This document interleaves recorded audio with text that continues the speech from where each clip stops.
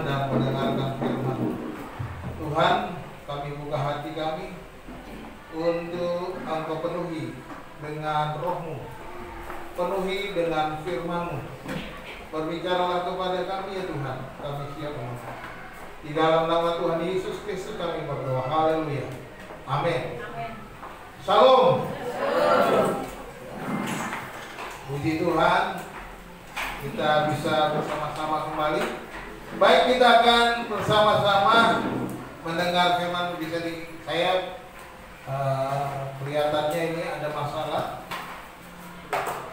Bisa, berarti mesti beli baru. Mesti bilang biru. Memang sudah beberapa kali bermasalah ya. Hari ini firman Tuhan berjudul kekuatan iman, ya, the power of faith, ya, the power of faith. Pendahuluan, ya. Langsung klik. Iman, ya. Apakah saudara memiliki iman? Ini menjadi pertanyaan yang penting. Punya dong Pak, masa nggak punya iman, kan gitu kan? Oke. Kalau saudara punya iman, mari kita belajar bersama-sama. Kedua, apakah saudara hidup dengan iman atau ikut perasaan? Ya. Kalau saudara punya iman, saudara ikutnya iman atau perasaan? Rasa-rasanya ikut perasaan lah. Rasa-rasanya kayaknya sih iman sih Pak. Kalau rasa-rasanya kayaknya iman, berarti saudara sedang ikut perasaan. Ya. Nah, kekuatan iman dapat mengalahkan segala sesuatu. Percayalah. Kalau saudara hidup dengan iman, maka saudara akan hidup dalam kemenangan. Amin. Karena iman akan mengalahkan segala sesuatu. Kalau saudara punya iman, saudara akan melangkah. Saudara punya iman, saudara akan dapat mengalahkan segala sesuatu yang saudara hadapi. Kekuatan iman tak akan tergoyahkan oleh berbagai persoalan. Percayalah, apapun persoalan yang saudara hadapi tidak akan goyah engkau karena engkau punya iman. Katakan amin. Tadi kalau itu selidiki, selama ini ikutnya perasaan atau ikutnya iman. Kalau ikut perasaan, pasti saudara gak berani melangkah ketika terjadi persoalan. Nah, iman yang benar tak akan tergoyahkan, ya. Iman yang benar tak akan tergoyahkan, pasti. Itu kalau iman yang benar, dia tidak goyah apapun yang dihadapi. Hari ini kita akan belajar dari firman Tuhan dari Matius pasal yang ke-15 ayat 21 sampai ayat 28 tentang the power of faith, kekuatan iman. Karena iman itu memiliki kekuatan, maka iman itu tidak tergoyahkan. The power of faith. Kita belajar membaca bersama-sama dari Injil Matius pasal 15 ayat 21 sampai 28, bunyinya demikian. Lalu Yesus pergi dari situ dan menyingkir ke daerah Tirus dan Sidon. Maka datanglah seorang perempuan Kanaan dari daerah itu dan berseru, "Kasihanilah aku ya Tuhan, anak Daud, karena anakku perempuan kerasukan setan dan sangat menderita." Tetapi Yesus sama sekali tidak menjawabnya. Lalu murid-muridnya datang dan meminta kepadanya, kepada Tuhan, ya, kepada Yesus, "Suruhlah ia pergi, ia mengikuti kita," dengan berteriak-teriak. Jawab Yesus, "Aku diutus hanya kepada domba-domba yang hilang dari umat Israel." Tetapi perempuan itu mendekat dan menyembah Dia sambil berkata, "Tuhan, tolonglah aku." Tetapi Yesus menjawab, "Tidak patut mengambil roti yang disediakan bagi anak-anak dan melemparkannya kepada anjing." Kata perempuan itu, "Benar Tuan, namun anjing itu makan remah-remah yang jatuh dari meja tuannya." Maka Yesus menjawab dan berkata kepadanya, "Hai ibu, besar imanmu, maka jadilah kepadamu seperti yang kau kehendaki." Dan seketika itu juga anaknya sembuh. Amin. Haleluya. Seketika itu juga anaknya sembuh. Kita lihat ada the power of faith. Perempuan Kanaan ini memiliki iman, memiliki kuasa iman, memiliki kekuatan iman, dan kuasa itu dinyatakan bagaimana dia menghadapi persoalan hidupnya. Dia datang kepada Yesus. Perhatikan apa yang terjadi. Kekuatan iman mengalahkan segala sesuatu. Karena iman itu punya power, punya kuasa, punya kekuatan, maka power itu akan mengalahkan apapun yang sedang dihadapi.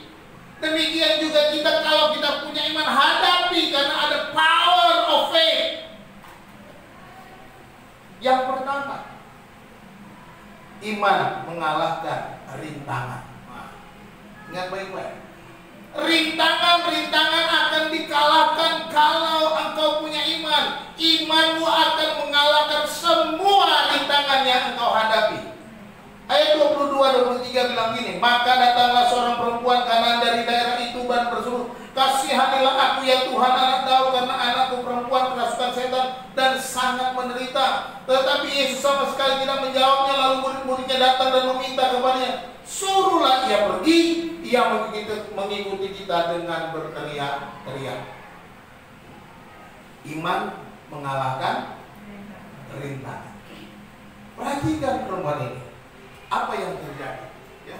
Pertama, dikatakan di sini, dicatat dengan baik oleh penulis Injil Matius, dikatakan, tetapi Yesus sama sekali tidak menjawabnya. Yesus diam. Tuhan, kasihanilah aku, ya. Kasihanilah aku ya Tuhan anak Daud, karena anakku perempuan kerasukan setan. Tuhan, kasihani aku, Tuhan, kasihani aku. Rupanya dia terus-menerus berteriak-teriak. Yesus diam. Yesus seolah tidak peduli. Yesus diam. Tetapi kita perhatikan kemudian murid-muridnya, karena Yesus diam, murid-muridnya berkata kepada, suruhlah ia pergi. Ia berteriak-teriak terus-menerus, mengganggu, bising, berisik. Ya, itu yang terjadi. Para murid, karena Yesus cuek, mungkin dia suruh pergi aja supaya nggak mengganggu, nggak berisik. Ada rintangan, murid-murid menghalang-halangi, murid-murid berusaha merintangi dan menyuruhnya pergi. Itu yang terjadi. Yesus yang berdiam diri dan murid-murid yang menghalang-halangi dia datang kepada Yesus. Bahkan menolak perempuan ini. Mereka menolak perempuan ini dan berkata, suruh dia pergi. Ia mengikuti kita dan berteriak-teriak. Rupanya teriakan ini membuat para murid merasa terganggu perjalanan. Kita seringkali gitu ikut Tuhan. Ada orang yang baru datang, berisik banget nih cewek deh, berisik banget nih cowok deh. Tidak begitu. Saudara-saudara, kita mungkin ini mengganggu banget. Doanya kok kayak begitu, teriak-teriak. Seringkali justru kita yang menjadi penghalang orang-orang datang kepada Yesus. Tetapi perhatikan perempuan ini, dia tidak berhenti di situ. Perempuan tetap berseru dan minta tolong, dan dia terus berteriak-teriak. Dia terus minta tolong, dia terus berharap, dia terus berseru kepada Tuhan. Tuhan, kasihanilah aku, anakku menderita kerasukan setan. Dia tahu kalau kerasukan setan ini sudah, mungkin dia sudah pergi ke sana kemari, tidak ada yang bisa pergi mengusirnya. Dukun A, dukun B, dukun C sudah nggak mampu. Dia pergi ke orang pintar, tidak ada yang bisa mengusir itu setan. Dia pikir datang kepada Yesus karena dia sudah mendengar Yesus anak Daud. Ya. Perhatikan yang dia sebut Yesus anak Daud, ini menunjukkan bahwa dia mengenal karena ini bukan pribadi yang biasa. Ketika dia menyebut anak Daud, menunjukkan bahwa dia ada suatu pengenalan, dia percaya orang Israel ini tahu, tetapi dia orang Kanaan. Dia mendengar dari orang Israel. Di Israel ada seorang Nabi Yesus. Dia adalah anak Daud, dia adalah Mesias orang Israel. Itu sebabnya dia punya kuasa. Dia mungkin sudah mendengar bagaimana orang-orang disembuhkan, banyak orang disembuhkan oleh Yesus. Kalau kita baca pasal 14, pasal 15 itu banyak mujizat dilakukan. Ayat-ayat sebelumnya. Dia masih mendengar itu. Orang-orang berbondong-bondong, kalau pasal 15 kita lihat orang-orang berbondong-bondong mengikuti Yesus. Ya, lalu Yesus menyembuhkan orang-orang sakit dan perempuan Kanaan ini akhirnya percaya. Jalan satu-satunya pertolongannya adalah Yesus anak Daud itu, yang dapat menyembuhkan anaknya dari kerasukan setan. Dialah satu-satunya. Imannya tidak tergoyahkan sekalipun dirintangi dan dihalangi. Imannya tak tergoyah. Oleh sebab itu saudara dikasih Tuhan, apapun yang sedang engkau hadapi, ada orang merintangi, ada halangan, ada banyak yang merintangi engkau datang kepada Tuhan, jangan takut, maju terus, berseru terus kepada Tuhan, datang terus kepada Tuhan. Sebab apa? Sebab iman itu timbul dari dalam hati, sehingga tidak akan mundur hanya karena rintangan. Iman itu timbul dari dalam hati, ada satu keyakinan yang kuat. Hatinya penuh keyakinan, sehingga dia tidak akan mundur.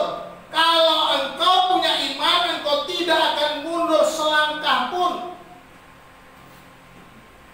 Tidak akan mundur, sekalipun rintangannya berat. Perhatikan, para murid sendiri, orang-orang yang dekat Yesus menghalang-halanginya, tapi dia tetap maju, berseru, berteriak. Iman yang muncul dari dalam hati yang sepenuhnya, maka tidak akan mundur sekalipun ada rintangan. Iman yang benar tetap bersandar kepada Tuhan sekalipun ada rintangan. Iman yang benar terus bersandar kepada Allah.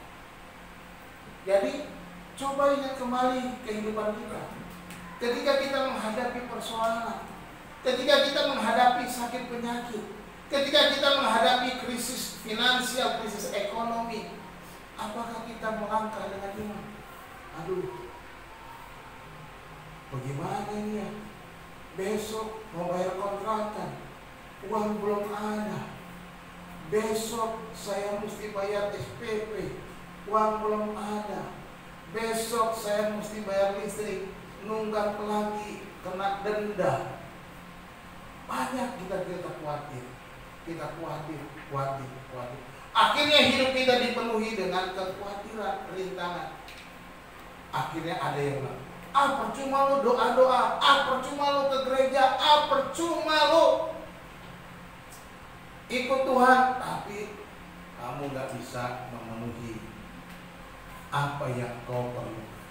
Seringkali banyak orang Kristen gagal di dalam hidupnya karena apa?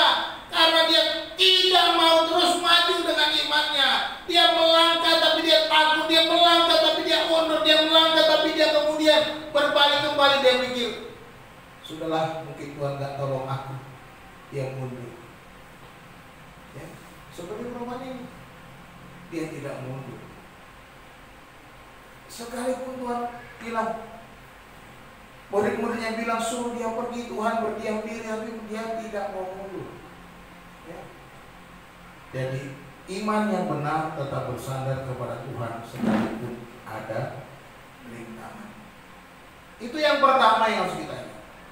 Kekuatan yang pertama, iman mengalahkan rintangan. Yang kedua, iman mengalahkan penolakan. Ayat 24-25, jawab Yesus. Ketika murid-muridnya bilang suruh dia pergi, dia berteriak-teriak terus-menerus. Yesus menjawab, dia berkata kepada perempuan itu, Aku diutus hanya kepada domba-domba yang hilang dari umat Israel. Artinya apa? Kan Yesus diminta, dia langsung bicara, seolah-olah menolak. Aku datang bukan buat kamu, kamu itu orang Kanaan. Ya. Yesus menolak. Tetapi perempuan itu mendekat dan menyembah dia sambil berkata, Tuhan, tolonglah aku. Dan perhatikan di situ jawaban Yesus, bahwa Yesus diutus hanya untuk domba-domba yang hilang dari umat Israel. Di sini seolah Yesus menolak dia. Yesus seolah-olah berkata, aku bukan datang untuk kamu, aku datang untuk domba-domba Israel yang hilang, bukan untuk orang di luar Israel. Aku nabi untuk Israel, aku Mesias untuk Israel, aku Mesias untuk bangsaku sendiri, bukan untuk kamu. Bayangkan, dia sudah datang kepada Yesus, dia sudah bertemu dengan Yesus, dia sudah dihalang-halangi oleh murid-muridnya untuk bertemu dengan Yesus, dan akhirnya Yesus bilang, aku bukan untuk kamu. Benarkah Yesus menolak? Sebenarnya tidak. Yesus tidak pernah menolak siapapun yang datang kepadanya. Bukankah Yesus yang berkata, marilah kepadaku semua yang letih lesu dan berbeban berat, aku akan memberikan kelegaan kepadamu. Yesus tidak menolak. Ketika seolah Yesus menolak, ketika seolah Yesus berdiam diri, ketika seolah Yesus tidak mau melakukan sesuatu, ketika saudara berdoa terlalu lama, bertahun-tahun tidak dijawab Tuhan, ketika saudara terus bergumul dengan penyakitmu, dan di sana Yesus tidak mau menjamah, seolah Yesus menolak permohonan. Tidak. Yesus tidak pernah menolak. Mengapa? Sebab dia mau menguji hatimu. Dia mau menguji hati kita.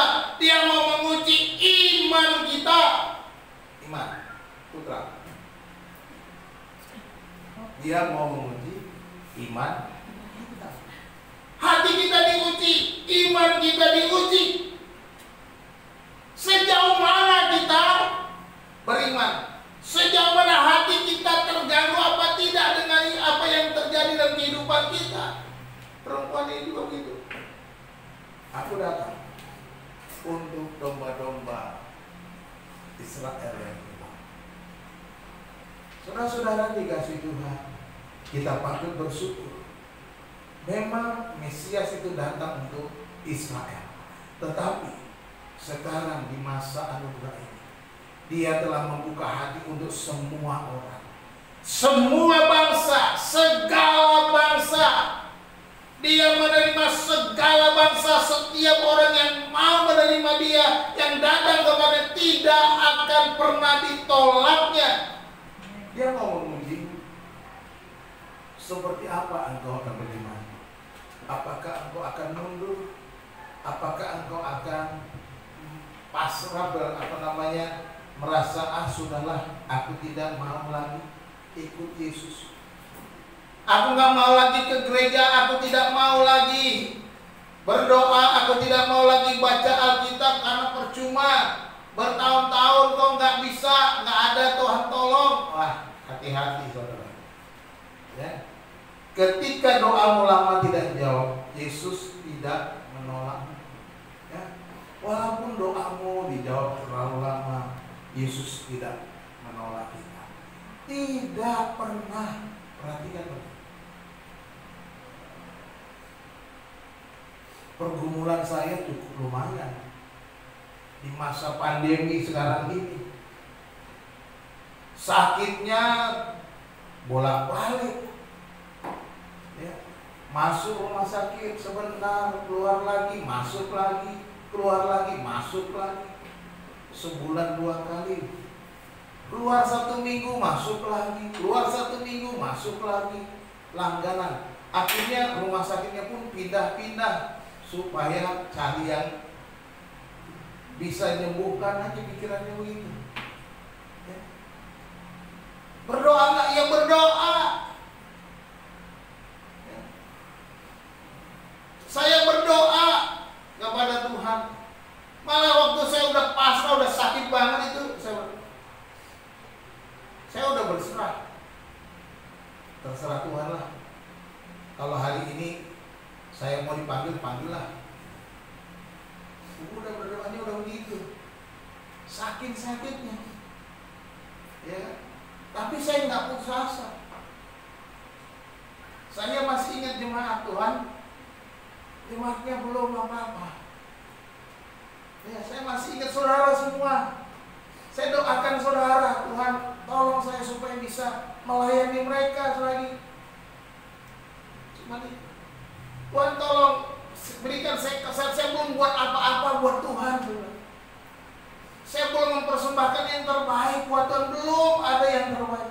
Saya mau memberi yang terbaik lagi Tuhan. Berjuang terus. Saya tidak mau mundur walaupun penyakit itu datang.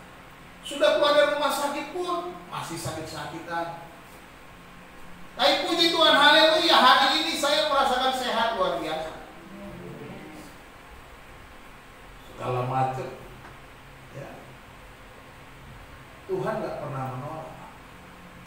Waktu saya berdoa terakhir di rumah sakit masih di Bakti Asih, itu mungkin yang keempat itu, sebelum ke Pertamina. Saya berdoa, Tuhan kenapa? Saya tanya, kenapa saya sakitnya nggak sembuh?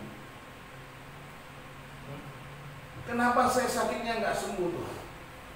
Tuhan cuma mengingatkan saya 2 Korintus pasal 13. Jawaban Tuhan, baca 2 Korintus 13.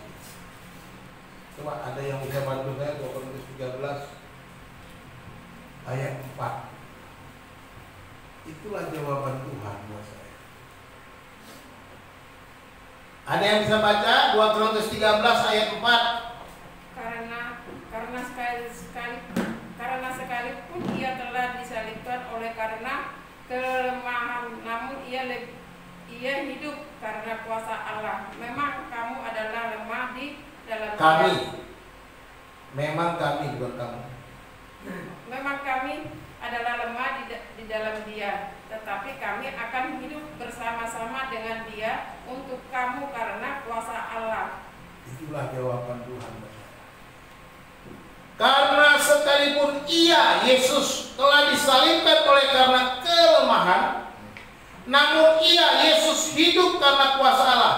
Memang kami, Paulus dan teman-temannya yang melayani, memang kami ada lemah di dalam Dia, lemah di dalam Kristus. Dia berbicara kelemahan fisik, kelemahan tubuhnya, ya. Tetapi kami akan hidup bersama-sama dengan Dia, sekalipun kami lemah. Tapi kami yakin kami hidup untuk apa? Ya. Untuk kamu, untuk jemaat, ya. Karena kuasa Allah. Artinya, sekalipun Paulus dalam kelemahannya dia mau melayani Tuhan untuk jemaat karena kuasa Allah. Tuhan bilang itu, artinya walaupun lemah, ya sudah layani aja. Itulah jawaban Tuhan. Di rumah sakit dikasih ayat. Saya suka berdoa, suka tanya sama Tuhan. Makanya sekali-sekali doa jangan cuma minta-minta, Tuhan sembuhkan aku. Tanya dong, Tuhan kok nggak sembuh, kenapa sih? Ya, Tuhan mau jawab, bisa jawab. Ya, saya bisa dijawab. Kalau saya bisa dijawab, berarti saudara juga bisa dijawab. Kalau nggak dijawab-jawab, ya tunggu aja.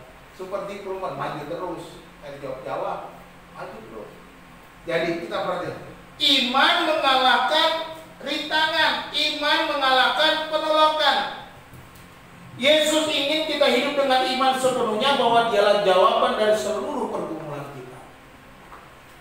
Dia mau supaya kita menyadari penuh, hidup dengan iman sepenuh bahwa Dialah satu-satunya jawaban dari seluruh pergumulan kita. Yakin dengan penolakan ini, dengan seolah-olah Yesus berdiam, kita mau Yesus satu-satunya jawaban. Saya nggak akan lari ke sana, lari kemari, lari ke si A, ke si B, ke si C. Saya mau hanya lari kepada Yesus saja. Harus itu. Iman akan tetap bertahan sekalipun seolah ditolak dan tak ada jawaban. Pasti. Ya, iman, kalau kita hidup dengan iman, kita akan terus bertahan. Kita akan terus bertahan walaupun kita seolah ditolak, seolah tidak ada jawaban, seolah Yesus hanya berdiam diri, seolah Yesus tidak mempedulikan. Ingatlah bahwa Yesus peduli kepadamu. Yesus tidak menolak. Dia yang berkata, marilah kepadaku semua yang letih lesu dan berbeban berat, aku akan memberikan kelegaan kepadamu. Ini dikatakan oleh Yesus sendiri. Jadi teruslah maju, beriman, jangan goyah, maju, melangkah dengan iman, jangan mundur sedikit pun. Sebab sekalipun engkau ditolak, kalau kau punya iman, kau tidak akan pernah kenal kata mundur. Tidak akan pernah kenal kata mundur kalau punya iman. Yang ketiga, iman mengalahkan keangkuhan. Ini menjadi penting. Iman harusnya mengalahkan keangkuhan kita. Kalau kita punya iman, kita harus kalahkan ego kita. Ya. Ayat 26. Tetapi Yesus menjawab, tidak patut mengambil roti yang disediakan bagi anak-anak dan melemparkannya kepada anjing. Kata perempuan itu, benar Tuhan. Namun anjing itu makan remah-remah yang jatuh dari meja tuannya. Maka Yesus menjawab dan berkata kepada, hai ibu, besar imanmu, maka jadilah kepadamu seperti yang kau kehendaki. Dan seketika itu juga anaknya sembuh. Iman mengalahkan keangkuhan. Perhatikan di sini selanjutnya Yesus berkata, tidak patut mengambil roti yang disediakan bagi anak-anak dan melemparkannya kepada siapa? Kalau saudara disamakan dengan anjing, tersinggung nggak? Singgung loh. Ini Yesus lihat. Aku datang untuk domba-domba Israel yang bilang. Masih Tuhan kasihan. Yesus bilang, tidak patut mengambil roti yang disediakan bagi anak-anak, bagi orang, dan melemparkannya kepada anjing. Tidak patut. Seolah-olah di sini direndahkan si perempuan itu, direndahkan. Tetapi perhatikan perempuan ini, dia telah mengalahkan keangkuhannya, dia mengalahkan egonya, dia mengalahkan ketersinggungan. Dia tidak mau tersinggung sekalipun dia dianggap rendah oleh Yesus. Perkataan ini seolah menghina perempuan Kanaan itu. Dia berkata apa? Kok hilang? Saya belum kembali. Saya lihat di ayat ini. Ya, benar Tuhan. Namun anjing itu makan remah-remah yang jatuh dari meja tuan. Yang mana tuh? Benar Tuhan. Ya. Seolah-olah dia tidak merasa ada ketersinggungan. Ini bicara keangkuhan. Kalau dia mau meninggikan egonya, keangkuhannya, dia ya elah, sudah merendah dari tadi, udah teriak-teriak, sudah minta tolong, tiba-tiba dibilang anjing. Dia mungkin dasar nih orang Israel, bisa begitu. Kalau dia bisa marah, mungkin orang Indonesia yang dibuat begitu, mungkin orang Indonesia ngamuk, bikin demo, ya. Apalagi orang Batak, dibilang anjing, ya tersinggung lah. Belum tahu ya, saya ini makan anjing. Kata orang Batak gitu. Ya kan, bisa ngamuk orang Batak. Dikerahkannya PBB. Ayo kita hajar anjing, kata gitu. Ya. Tetapi perempuan ini tidak tersinggung. Artinya dia bisa mengendalikan emosi. Dia bisa mengendalikan keangkuhannya. Dia bisa mengalahkan keegoisannya. Dia bisa mengalahkan ketinggian hatinya. Ya, karena dia direndahkan. Dia bilang, benar Tuhan. Namun anjing itu makan remah-remah yang jatuh dari meja Tuhan. Jadi perkataan ini menyentuh perasaan egonya. Perkataan ini menguji keangkuhan manusia siapapun. Kalau menghadapi hal itu pasti ego kita akan membuat kita sombong. Ego kita akan membuat kita tinggi hati ketika kita direndahkan oleh orang lain. Pasti kita egonya muncul. Itu udah kebanyakan orang itu. Ya. Coba siapa di sini yang gak pernah tersinggung? Dibilang anjing. Ada. Nanti saya anjing-anjingin, saya coba. Tersinggung nggak? Oh, pasti nggak tersinggung. Karena apa? Orang si bapak boleh lagi nyoba-nyoba katanya. Udah tahu lagi nyoba-nyoba doang katanya. Nggak tersinggung dia. Tapi nanti ketemu orang lain dibilang anjing gimana? Kurang ajar. Bilang lapor. Kalau yang perempuan lagi aku dibilang anjing sama dia. Ya. Nah, saudara-saudara, tetapi perempuan karena itu menjauh dari kerendahan hatinya, benar Tuhan. Namun anjing itu makan remah-remah yang jatuh dari meja Tuhan. Dia mengakui dirinya, Tuhan memang aku nggak layak. Ya Tuhan memang aku ini memang golongan rendah. Ya Tuhan aku ini memang tidak layak, tidak sama dengan orang Israel. Tetapi aku cukup remah-remahnya saja Tuhan. Tidak perlu rotinya Tuhan. Cukup remah-remahnya saja Tuhan. Yang jatuh itu saja cukup bagiku. Dapat menyembuhkan anakku, dapat menjawab persoalanku, dapat menyelesaikan semua persoalan dan pergumulanku. Remah-remahnya saja. Tak perlu rotinya. Iya, ini orang yang beriman. Nggak perlu yang besar-besar, nggak perlu yang heboh-heboh, nggak perlu yang ajaib-ajaib, yang biasa-biasa aja tuh, yang remah-remah, yang tidak ada apa-apanya. Ya, remah-remahnya cukup. Ya, dia memahami betul makna dari perkataan Yesus itu, sehingga dia menerima. Tidak dapat roti, tidak apa-apa, karena aku tidak layak. Tetapi remah-remah roti itu saja sudah cukup untuk aku. Itu kira-kira yang mau katakan. Aku tidak perlu rotinya Tuhan. Remah-remahnya saja pun sudah. Sama seperti seorang perempuan sakit pendarahan sudah 12 tahun. Dia juga seharusnya dia tidak boleh bercampur dengan orang lain. Makanya dia datang diam-diam mendekati Yesus. Dia berkata di dalam hatinya, asal ku jamah saja jubahnya, aku sudah sembuh. Itu saja. Cukup jamah saja. Aku nggak perlu kasih tahu. Aku nggak perlu teriak-teriak. Aku pegang jubah. Aku sudah sembuh. Dan itu terjadi, maka dia mendapatkan jawaban. Perempuan ini juga ketika dia berkata remah-remahnya saja cukup, dan Yesus kata, hai ibu besar imanmu, jadilah seperti yang kau kehendaki. Dan seketika itu juga anaknya sembuh. Haleluya, luar biasa. Beri kemuliaan buat Tuhan.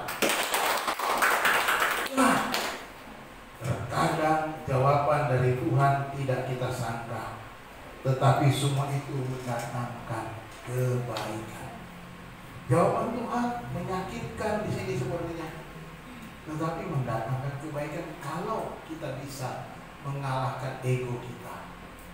Jadi kalau kita punya iman, jangan tinggikan ego.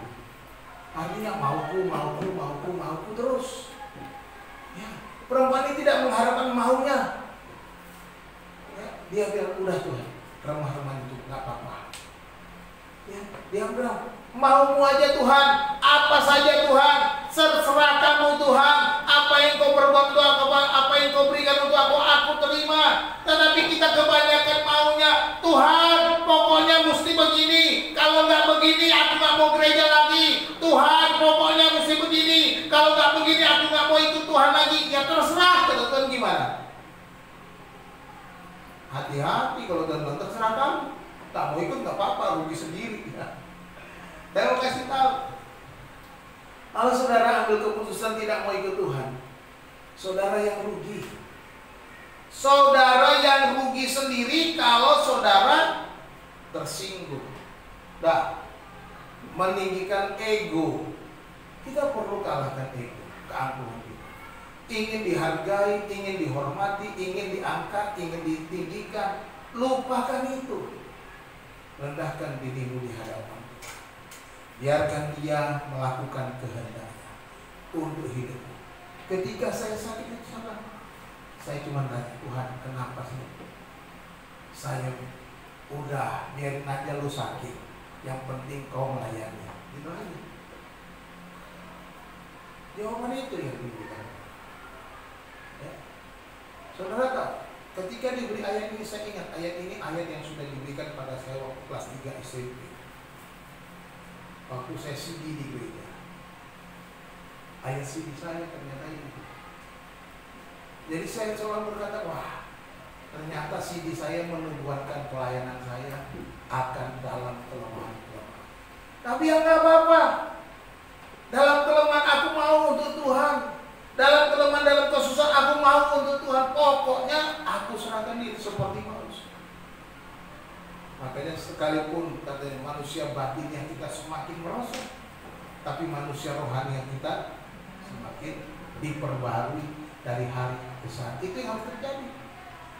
Kita harus memperbarui manusia batinnya kita, bukan manusia jasmani kita. Manusia jasmani pasti merosot, tambah umur, tambah tua. Hari ini ada yang ulang tahun 2, yang satu datang, yang satu nggak datang. Yang satu tambah tua, yang satu juga tambah tua, cuma umurnya beda. Gitu kan? Beda, yang satu hampir 70, yang satu baru 51. Ya, luar biasa kita. Nggak terasa kita tambah tua, makin merosot nggak? Ya makin merosot, makin melemah, makin sakit, berbagai penyakit datang. Ya kan, kesaksian si Opung tadi, sakit sini, sakit situ, malah pengennya nginep di hotel katanya, di hotel rumah sakit Bakti Asih. Nggak boleh lagi, pengennya nginep di hotel. Kami juga dulu begitu, sama Bu Hana terakhir tuh, sampai di rumah sakit EMC Cipondok. Dok, kami dirawat aja, nggak boleh, sehat kok katanya. Udah bisa nih, bisa dirawat di rumah katanya. Oh, udah pulang juga akhirnya gitu ya. Kadang-kadang perlu juga kita ikut dokter juga. Dokter bilang pulang ya pulang, berarti Tuhan sudah bilang pulang. Pulang ke rumah sendiri, bukan ke rumah Bapak. Ya, kalau Tuhan bilang pulang ke rumah Bapak, ya udah lu nginep di sini, nanti kau pulang ke rumahku ya katanya. Begitu, hati-hati. Jangan cepat-cepat lah kata si Opung. Masih mau hidup ya, Bung? Masih katanya. Melayani Tuhan terus, Bung. Ya, penting bahwa kita masih ada untuk melayani dia. Amin. Jadi Tuhan tidak ingin ada keangkuhan di dalam hidup kita. Ingat ya, Tuhan nggak mau kita hidup sombong. Tuhan nggak mau kita tinggi hati. Sekalipun kita punya perasaan ego kita pengennya dihormati, itu wajar. Semua orang pengennya dihormati, tetapi jangan jadikan itu patokan hidup. Tetap beriman kepada Tuhan sekalipun engkau direndahkan. Iman mengalahkan yang pertama, iman mengalahkan rintangan. Jadi tetaplah beriman meskipun banyak orang melemahkan. Ya, kadang-kadang kita juga udah begini, udah susah. Ada orang percuma kau jadi orang Kristen, percuma kau ikut Tuhan Yesus. Mendingan pergi aja ke Banten sana katanya. Di sana banyak orang pintar. Ya elah. Saya kasih tahu Bapak Ibu Saudara, jangan pergi ke orang pintar. Saya lebih pintar dari dia. Karena mereka bawa orang pintar, saya bukan orang pintar, tapi saya bisa lebih pintar dari dia. Karena orang pintar di sana itu cuma katanya, kan udah lihat di TV, orang pintar itu cuma minum tolak angin. Saya nggak minum tolak angin. Ya. Kan orang pintar minum tolak angin, betul nggak? Jadi jangan usah pergi sana, cuma modalnya tolak angin doang.